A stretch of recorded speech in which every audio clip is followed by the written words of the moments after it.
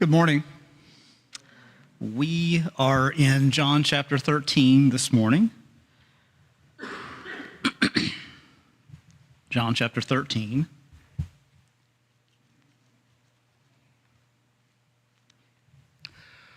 Let's begin with a word of prayer.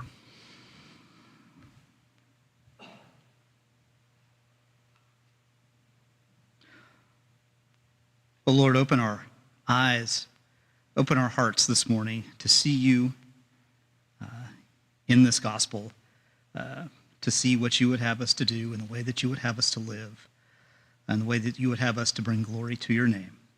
It's in Jesus' name that we pray. Amen.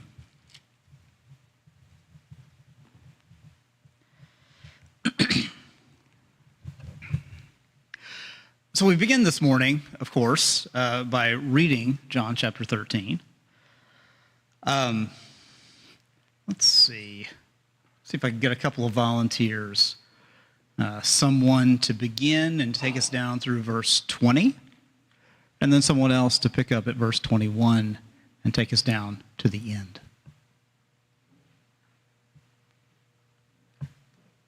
Retha, you? Okay, and then another volunteer to finish the chapter for us.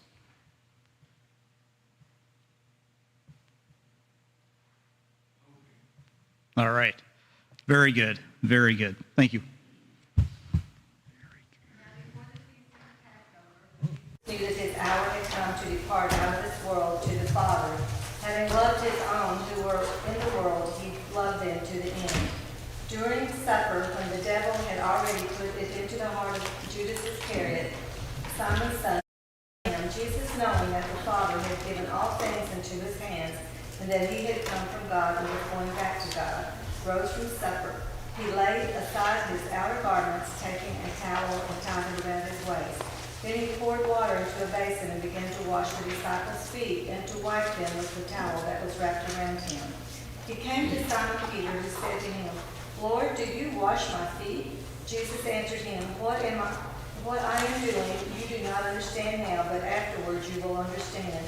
Peter said to him, "You shall never wash my feet." Jesus answered him, "If I do not wash you, you have no share with me." Simon Peter said to him, "Lord, not my feet only, but also my hands and my head." Jesus said to him, "The one who has bathed does not need to wash except for his feet, but is completely clean. And you are clean, but not every one of you." For he knew who was to betray him. That was why he said, "Not all of you are clean."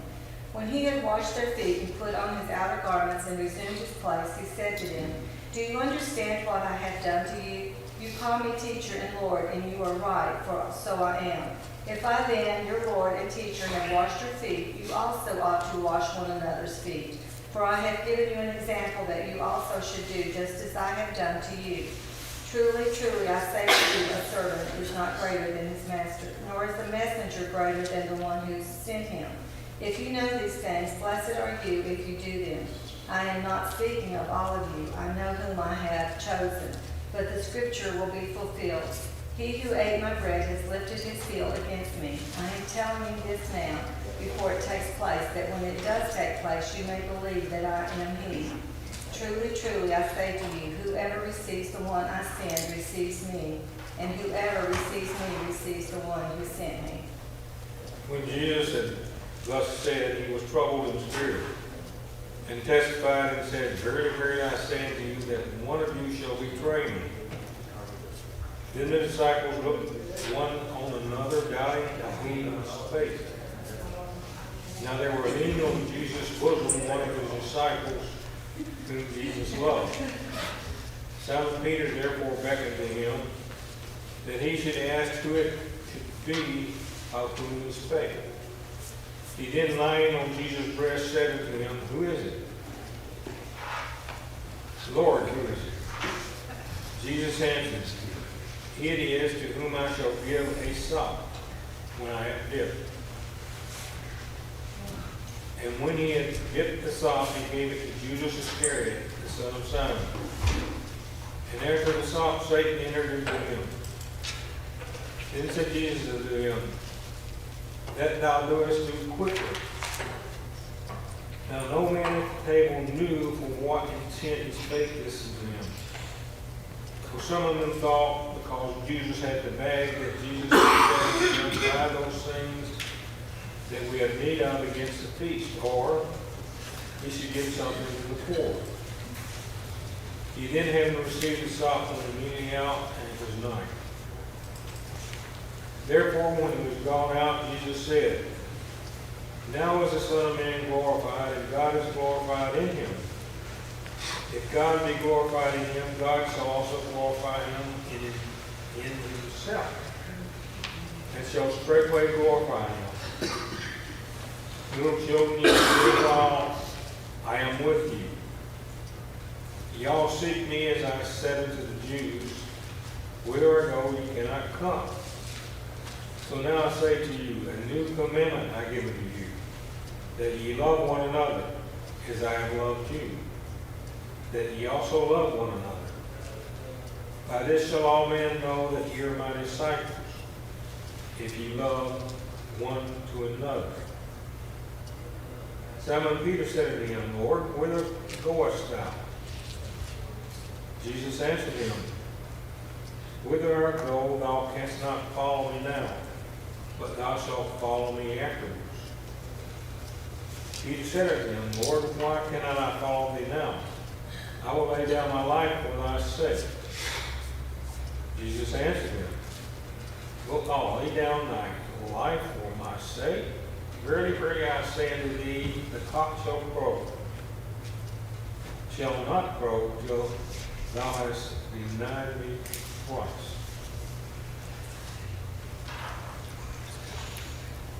Very good. Thank you both.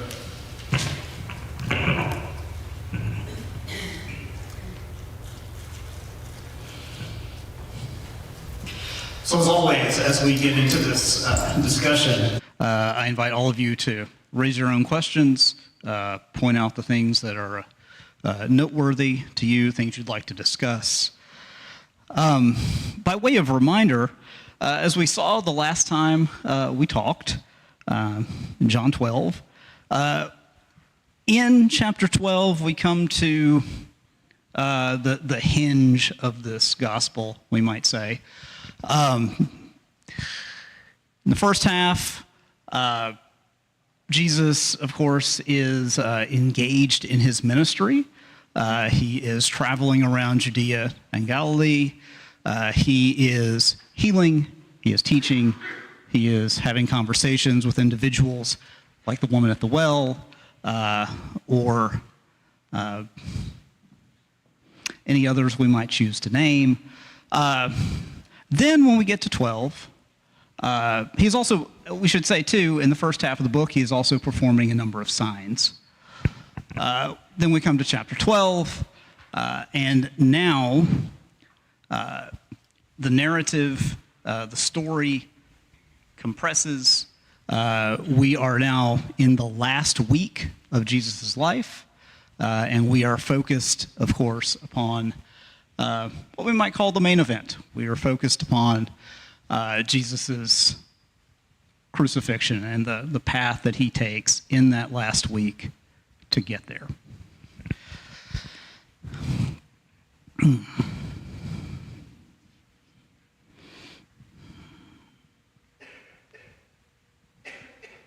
Okay.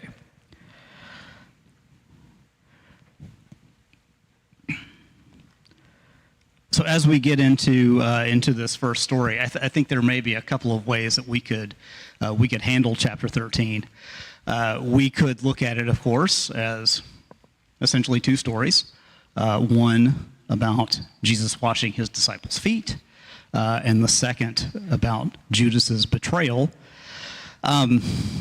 It might be more profitable, I don't know, if we see what's going on here in terms of Judas and Peter and their reaction to what Jesus is showing us about himself. So we are told, of course, that we are still before the Feast of Passover. And John says that Jesus knew that his hour had come. We've seen that phrase before. We've seen all the way back as far as chapter 2, that his hour is coming. At that time, it's not yet here. But now, in this last week of his life, that hour is here. His hour has now come to depart out of this world to the Father, having loved his own. Notice the phrasing here, having loved his own who were in the world, he loved them to the end. This may require some reflection, but who are his own in this gospel?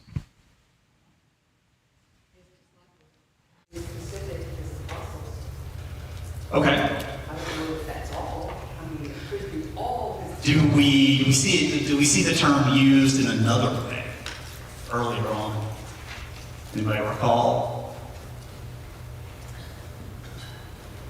He came to his own, and his own received him not. Yes. Where is it? Yeah, John 1. I was just saying, where is that? I'm like Perry, I can't remember. It's somewhere. It's chapter 1, verse 11. Flip back over there and let's take a look at that real quick. Mm-hmm.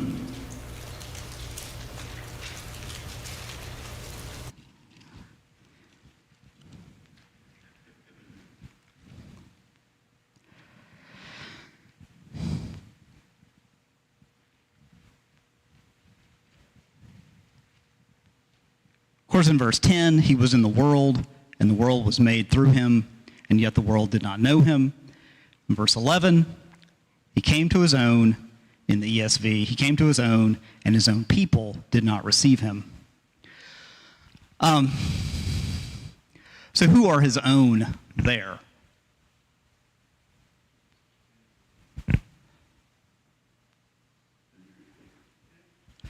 Yeah, we're thinking maybe the Jewish people as a whole. So what's going on here? Are we getting kind of a... I don't know. You probably have your own thoughts about this, but are we just narrowing the definition of his own, or are we reshaping it? How do we interpret that? How do we understand that?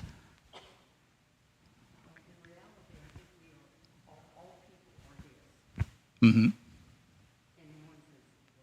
Yes.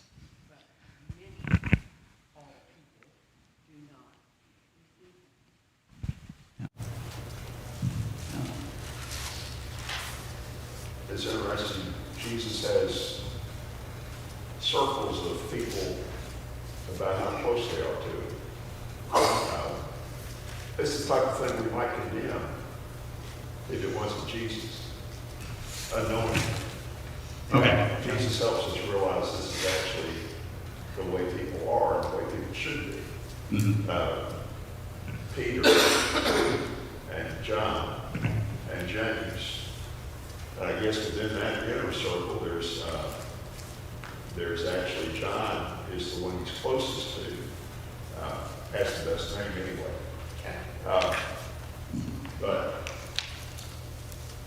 But anyway, he has that inner circle.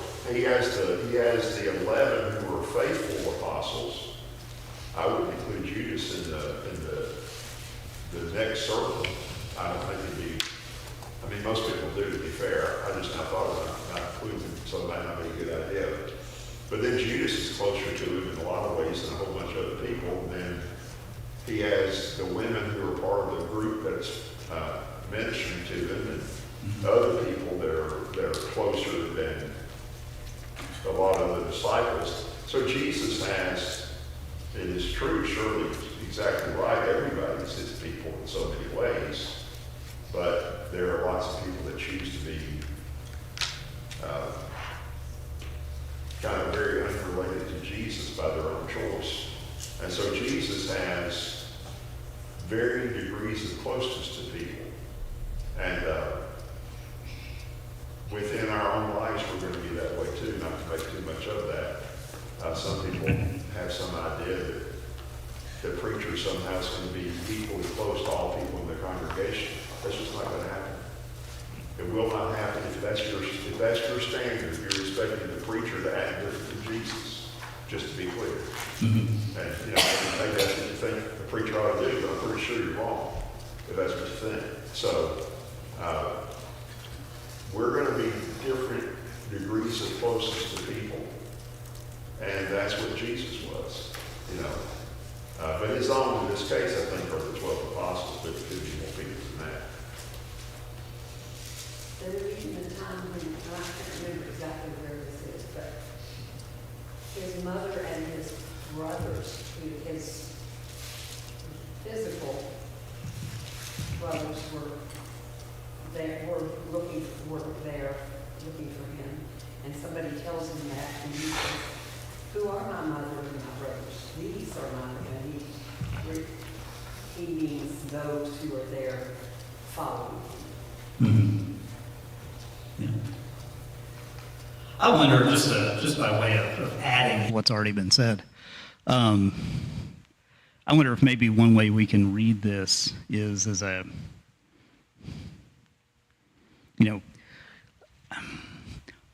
sometimes John tells us things that,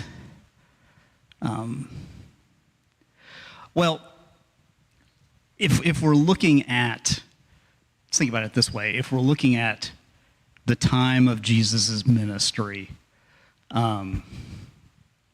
versus the time when John would have written this gospel and when his first hearers/readers would have heard it, they might, over that time, maybe what is said is deepened, we might say. So I do wonder if by his own, by the time John writes this gospel, if his own we might think of as the church as a whole. And that I say that more by way of addition rather than contradiction to anything that's been said here.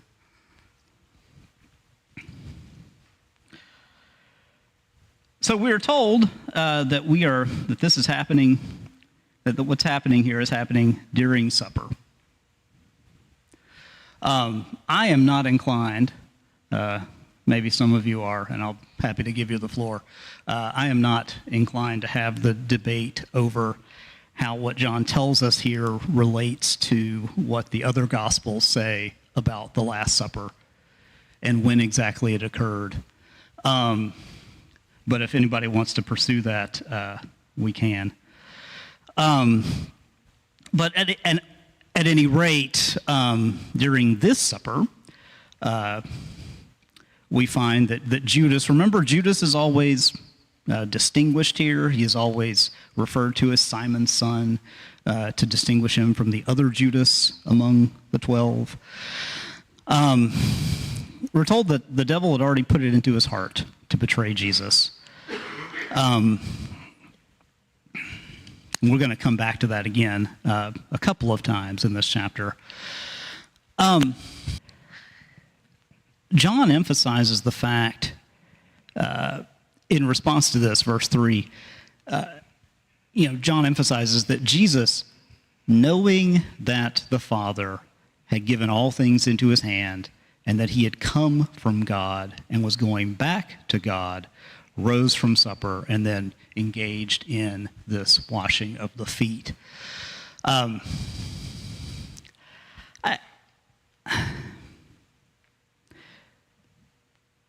Maybe we don't want to make too much of this, but it seems to me that Jesus here is acting from a position of confidence. We've just been told, of course, that Satan has put this into Judas's heart and that Judas is about to act. In other words, there is a threat there. There is, this present evil on this occasion where Jesus is with his disciples. But Jesus, Jesus knows why he is here. He knows what he is here to do. And he is not, he's not acting in a way that he's not going about his work in a way that's reactive to what Judas is doing. He's also not going to go about it in a way that's reactive to how Peter reacts. We'll see that in a minute.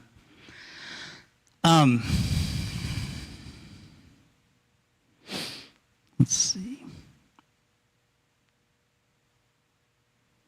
I'm kind of reminded there, because of course this entire chapter is framed in terms of love. Jesus, having loved his own who were in the world, he loved them to the end. We're going to come back to that idea a little bit later in the chapter, but the whole thing is framed in terms of love. And we're reminded, of course, 1 John 4:18, that love, the perfect love, casts out fear.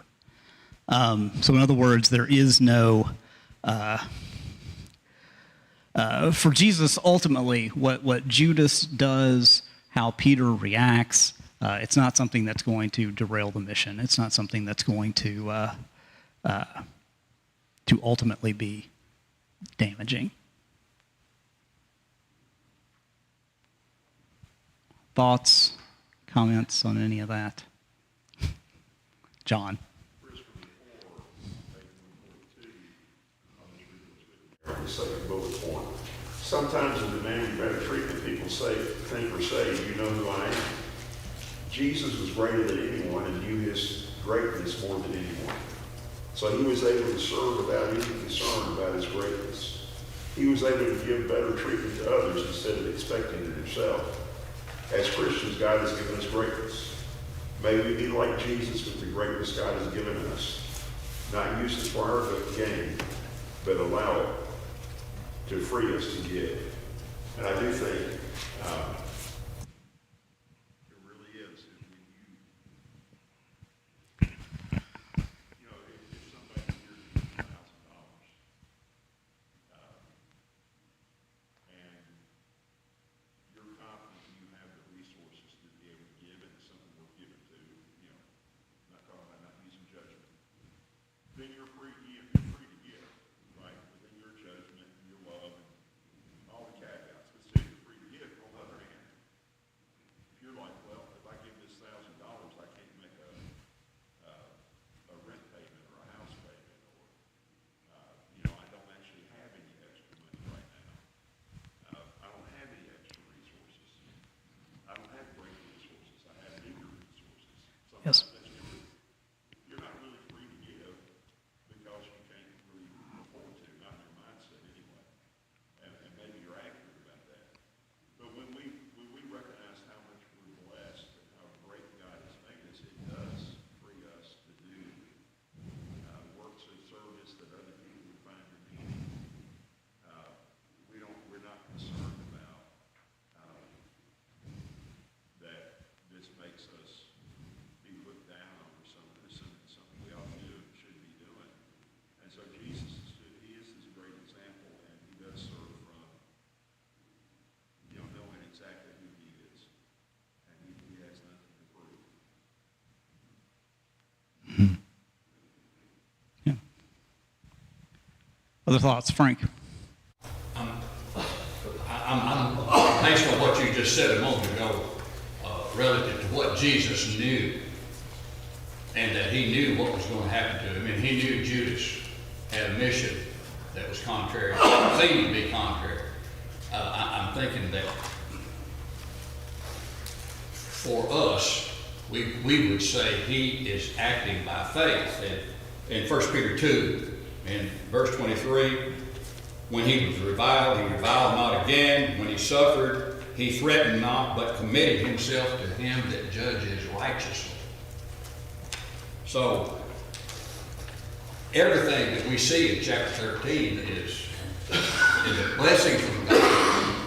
Not only do we see how Jesus conducted himself in the face of hypocritical brethren, I'm using the analogy for our congregation, even that he still did the right thing and taught us a terrific lesson about what it means to give yourself humbly to the needs of the brethren. And at this time, it was, in this particular case, it was washing the feet. And to what degree will we go to be like Jesus and do whatever it takes to see that the brethren are edified to the utmost degree? That to me, that's what I see in this. And it's such a blessing, because it's easy for us to say, well, I ain't going to have nothing to do with so-and-so because I know what they do and how they act. But we got to rise above it. If we're going to be right and cultivate that Christ-like attitude. And yeah, and in a lot of ways, that's what Jesus is dealing with here. He's dealing with Judas's treachery on the one hand, and Peter's lack of understanding on the other, and of course in in the church, in contemporary setting, those are things we still deal with. Those things don't go away, at least not in this life.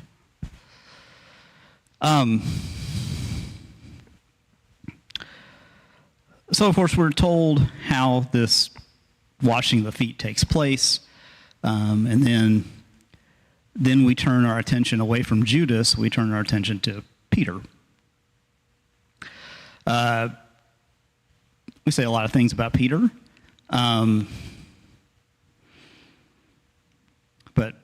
Jesus kind of has his number from the beginning. Verse 7, Jesus says to him, what I am doing, you do not understand now. After you will understand. And then, of course, the next thing out of Peter's mouth tells us that he does not understand.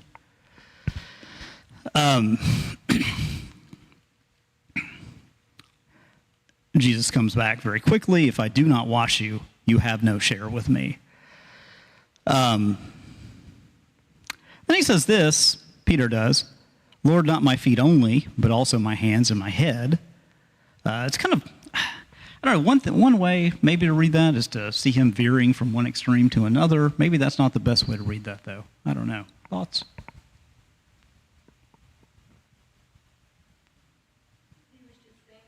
If you're going to do my feet, go ahead.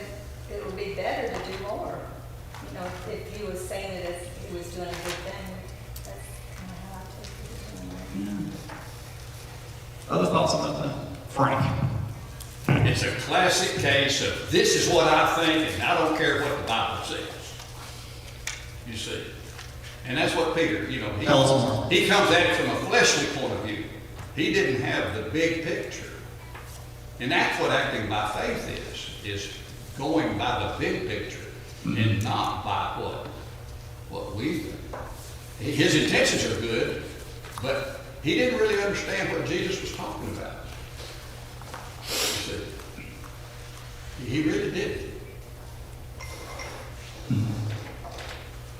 Peter's an amazing man, We give him a hard time because the Gospels do quite often, so it's appropriate. But he is an amazing man. I love the way Johnny drew him on 140. He's a man's man in the way that's drawn. And I imagine that's the way Peter looked, but we don't know, obviously. But Peter's such a good example of being truly committed to Jesus. Having said that, like you said, it's obvious he doesn't understand here. Jesus says he doesn't. Peter confirms it every way he possibly can. He really confirms it twice, with going from one extreme to another, however you want to view that. And I think Peter's faith eventually is great. And probably in so many ways, Peter already has a great faith. But I do think this particular chapter and this lack of understanding shows us that your faith cannot be a great foundation, a great source of strength, as strong as it ought to be,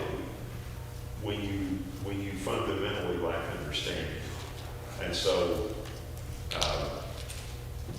knowledge and faith go together. And when we lack understanding, lack knowledge that we should or could have, we are dooming ourselves to have a faith that goes all over the place. It is from one extreme to another. It's not as strong as it ought to be. So we really should be working on understanding, working on our knowledge and our wisdom, because they help our faith.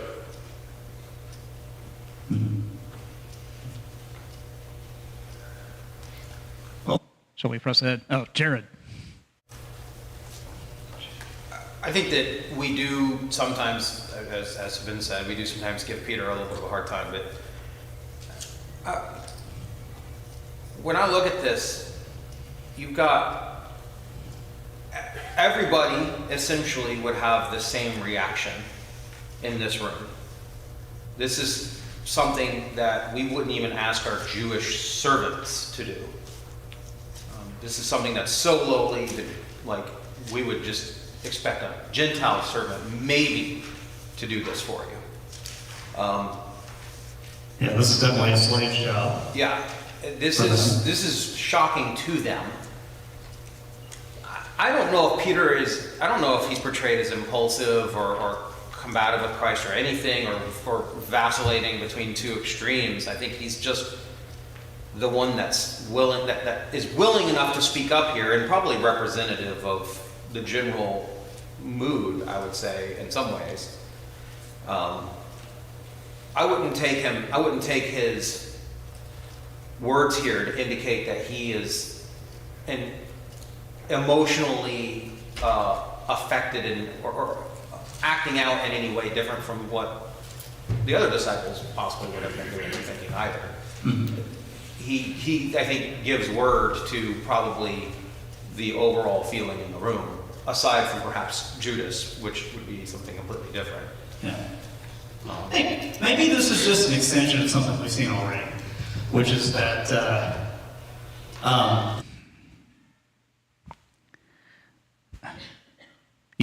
we understand that Jesus is the Messiah.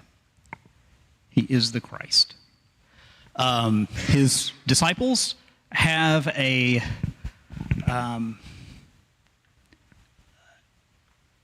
go through a process to get to an understanding of what that means. And we get to see them at various points on that process, on that path. The ways in which they kind of get it, and the ways in which they don't get it, the ways in which they say something that indicates that they kind of get it, but then they turn right around and say something or do something else. It's like, not quite. Maybe this is just another one of those.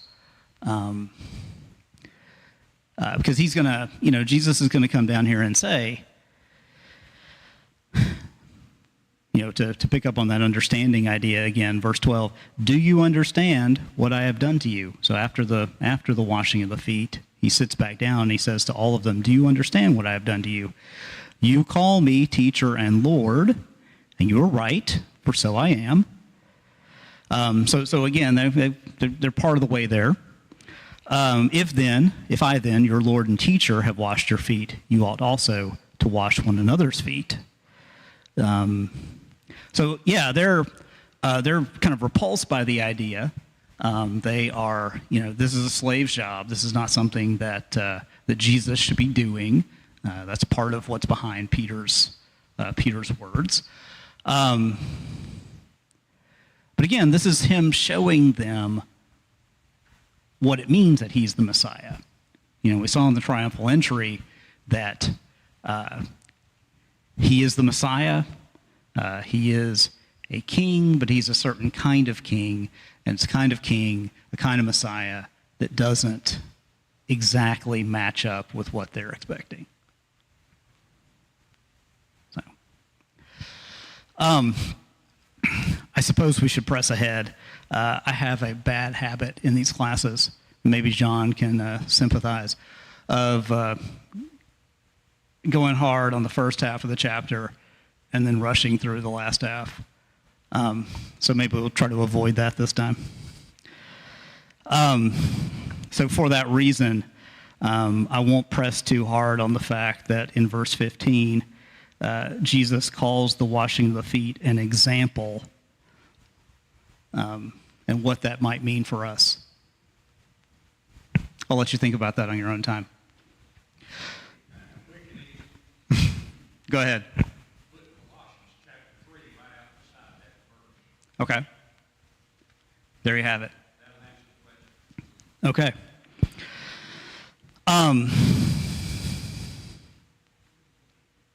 So we're going to keep going.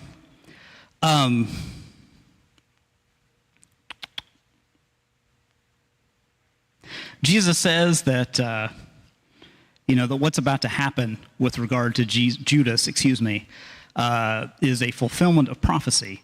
It's a fulfillment specifically of Psalm 41, verse 9,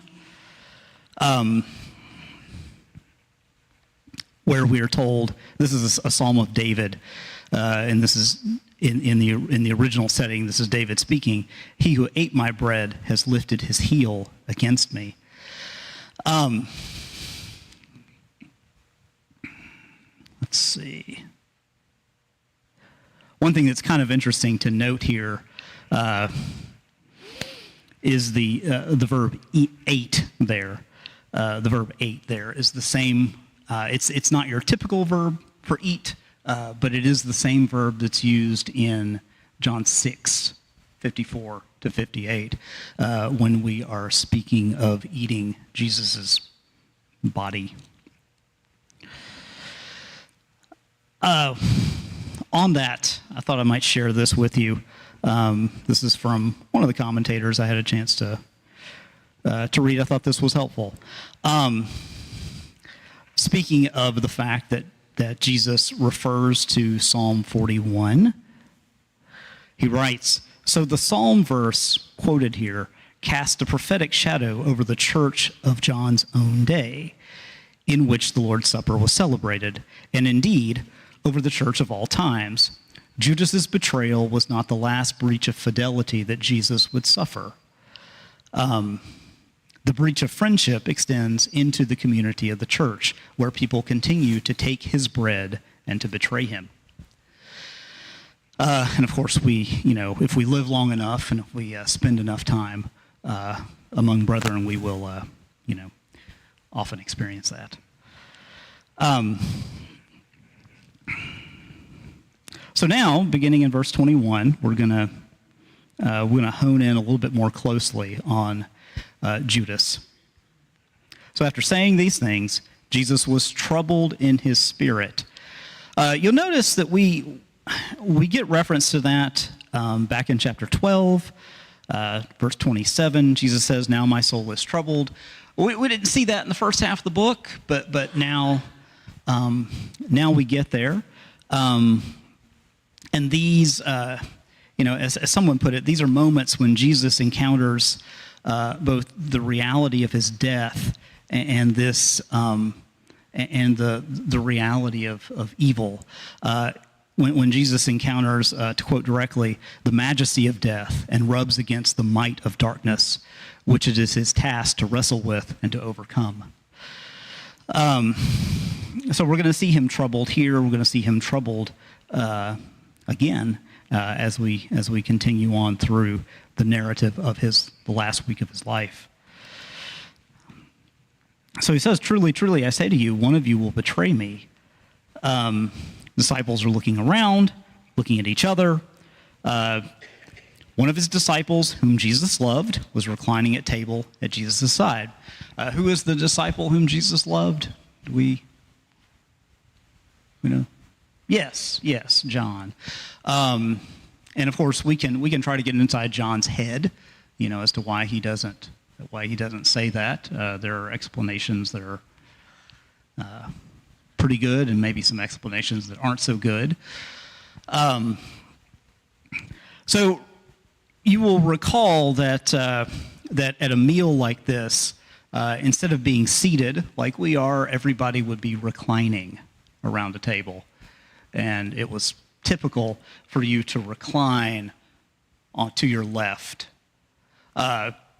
So what it appears, the setting that we have here is that Jesus would be reclining in a position, and that John is to his right.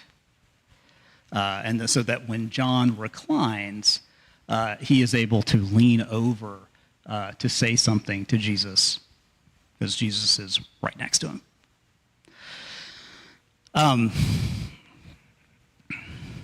So John wants to know who it is. And then he says, "It is he to whom I will give this morsel of bread." And he gives it, of course, to Judas, again, distinguishing Judas here as the son of Simon. So he's taken the morsel. Satan has entered into him. There's a little bit of an exchange here. And then John comes in to kind of explain what's going on, verse 28. Now, no one at the table knew why he said this to Jesus. Some thought that because Judas had the money bag. Remember, we've already seen that Judas was the sort of the de facto treasurer of the group. He's the one who keeps track of the money. That because Judas had the money bag, Jesus was telling him, "Buy what we need for the feast," or that he should give something to the poor. Again, a reference to the beginning of John 12 and to the act of Mary there. So after receiving the morsel of bread, he immediately went out, and it was night. And of course, it is night by the clock. It is also night in the sense that Judas is on his way to betray Jesus to the authorities. He is going out of the circle, let's say, and into the darkness. Yes? Why would they think that Judas might be going out to buy something for the feast since they are already having the feast? They're there in the midst of the feast of the Passover. That's what it's talking about, right? The feast. Well, there's some dispute about that, about whether this is a different meal or if it is the Passover meal. John says some things that lead us to believe that it is the Passover meal. Maybe it's like John 2 and they ran out of some stuff. Maybe. I'm open to other ideas, if you got them. Tom? One verse. John asks Jesus, "Who is it?" And I assume he's referring back to, "Truly I tell you, one of you will betray me." But Simon already asked him, "Ask him who it is." And then Jesus says, "He's the one I gave a piece of bread to after I did it." So, does John at this time know that it's Judas is going to betray him? Or is he giving an afterthought? Because it said nobody knew what he was talking about when he said, "Whatever you're doing, do so quickly." It's just, to me, it's a point of confusion because apparently Jesus tells John, at least John, that whoever I give the bread to, he's the one who's going to betray me. And then everybody's kind of questioning everything that's going on subsequent to that. So I don't understand, do they understand or don't they? Well, maybe this is one of those, one of those situations where we have to think about what is known in the moment when they're all there around the table versus, what is known 60 years later, 50, 60 years later, in that kind of time frame when we think this gospel was written.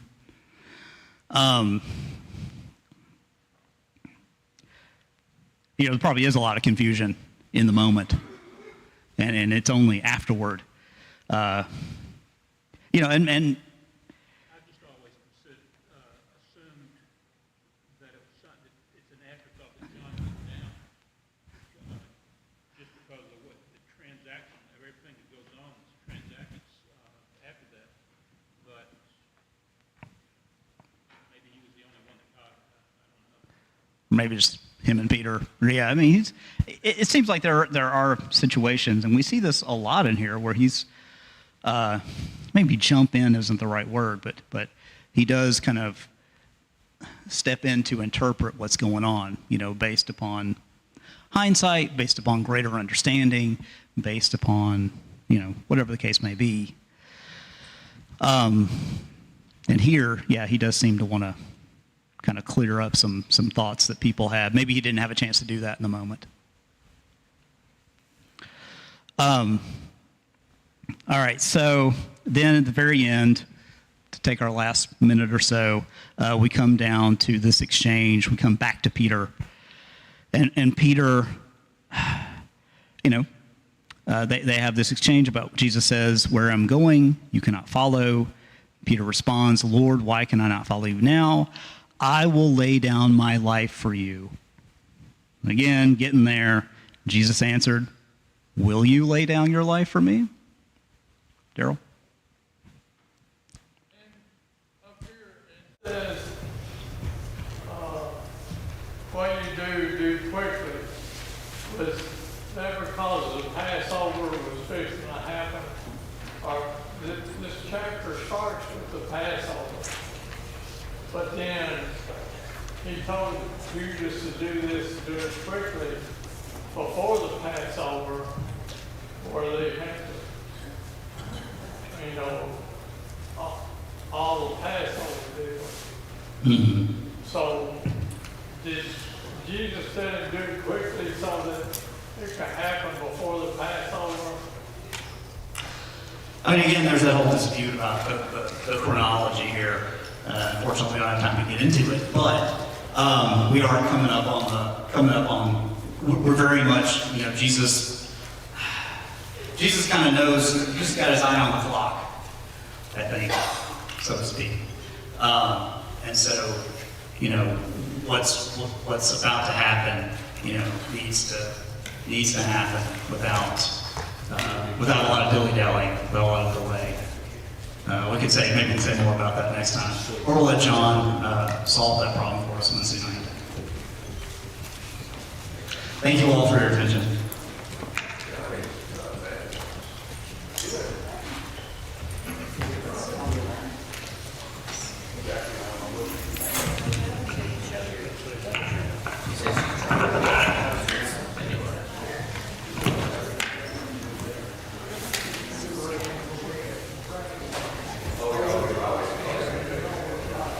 Me